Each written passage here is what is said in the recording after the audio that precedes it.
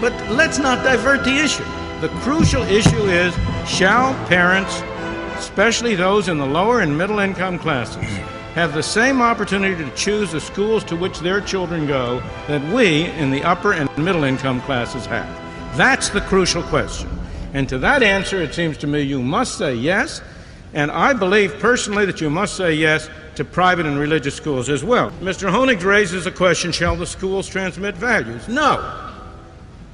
The values of this country, of my country, of your country, has been formed by the people who occupied it, not by school administrators, not by educationists, not by the...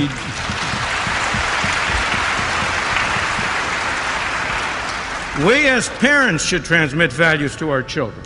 And we as parents, as citizens of our country, should in our political and ordinary activities, one with another, jointly form our values. That's what's made this country great.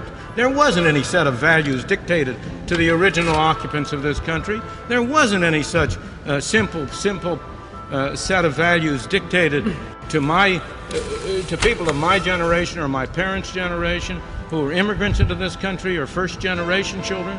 We got our values largely at home, at the school, and elsewhere. Schools transmit values, but we don't want a monopoly on the transmission of values. We don't want any small group of officials to have the power to say what values shall be transmitted.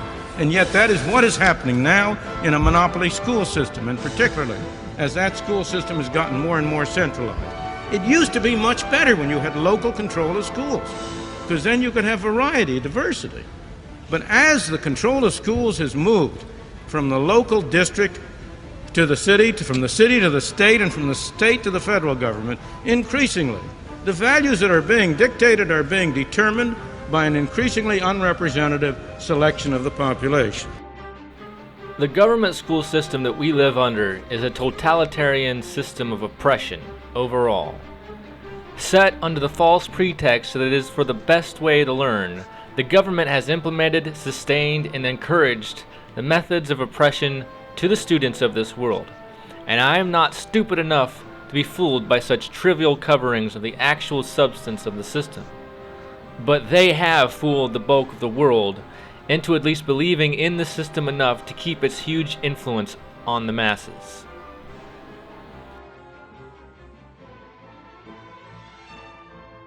George Orwell's book, 1984, gave us a glimpse into what a totalitarian society might be like. But I'm here to say that that totalitarian society is alive and well today, and it is in that seed of the school that it is nurtured. I'm going to go over the Orwellian talk, which is used in the training of teachers, and is all designed to put a cheeky, nice, legitimate spin on what is in reality oppression. What they go over is absolutely not the way for the best learning, either scientifically, morally, or in any other way. I want to make sure that you all know that there are good teachers out there and there are other ways of things being done, but overall, this is the system that they're pushing on the people. So here's the video that shows this so-called teacher. Welcome! This video is about classroom management. It's all about tips for teachers of middle school students. Part 1 will deal more with structures and Part 2 will deal with engagement. To be a good teacher, you need to create an effective learning environment. Students need to feel safe, secure, and comfortable in order to do their best learning. Okay, so here she's setting the stage now. She's saying that in order to be a good teacher, you have to have these three things, which she is dictating to you already. You have to provide an environment which is safe, secure, and comfortable for the students. That is the first part of her Orwellian doublespeak. Okay, doublespeak is language that deliberately disguises, distorts, or reverses the meaning of words. Doublespeak may take the form of euphemisms, downsizing for layoffs, servicing the target for bombing, in which case is primarily meant to make the truth sound more palpable. It may also refer to intentional ambiguity in language or to actual inversions of meaning, for example, naming a state of war peace. In such cases, doublespeak disguises the nature of the truth. Doublespeak is most closely associated with political language. I've invented a new word that has to do with sort of the Orwellian talk, and I call it cross-think. Cross-think is when a person takes one phrase or meaning of a word and associates it as a cause of something else, which is completely different or unassociated. An example would be that the army went into battle, therefore we will have soup for dinner. This cross-think is most deceptive because people who are timid, ignorant, or passively open to suggestion will just assume what the person is telling them is the truth. This cross-think deception becomes more and more subversive and hard to differentiate as the elements of the conversation that they're giving become more complex. It's hard to weed through the spaghetti of nonsense in order to make any sense of it at all. And you'll see that in this girl's video. Notice how sweetly she talks.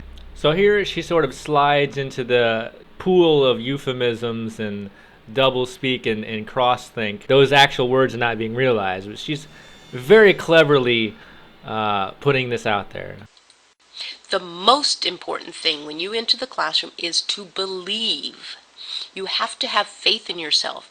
Okay, so here she starts off with saying the most important thing is believing, you know, like she sort of sets the idea of this shining, starry ideal, you know, that's in the sort of storybooks and everything and on the TV, that the belief, you know, it's a very good, positive thing, right? Given advice to teachers over the years, they come up with, but, and what if this doesn't, they won't, if you don't believe, it won't work.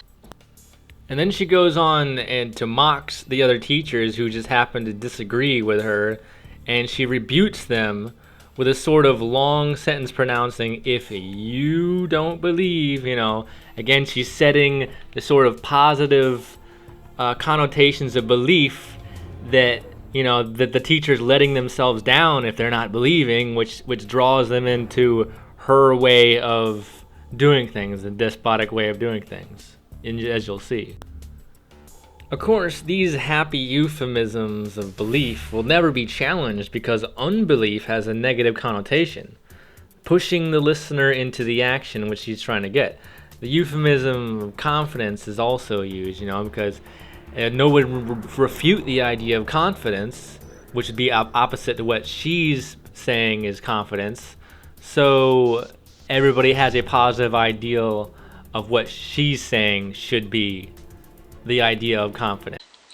Your affect, the way in which you present yourself to your students, must convey confidence. When you ask them to follow a procedure, you must believe that there is no other option, and then they will believe there is no other option.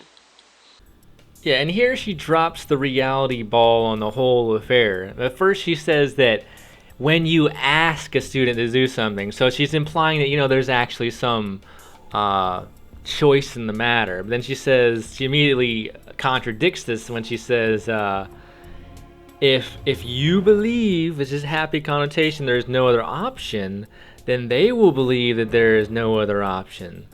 So this is the most twisted mental despotism that I can even think of, and I'm sure it's a slogan of the most villainous dictators throughout history. This statement has now locked in the formulation of her euphemisms to the true effect and meaning. Everything prior to this has been led up to this one statement. The happy language lures in the listener and locks them into this cross-think. Safety equals mental dominance. Okay? But this is all padded by the sort of environment, the landscape that she's already painted, you know. But in actuality, this is just another form of the most totalitarian control over people. I mean, if what you believe is what other people believe, then that is just the height of Orwell's 1984.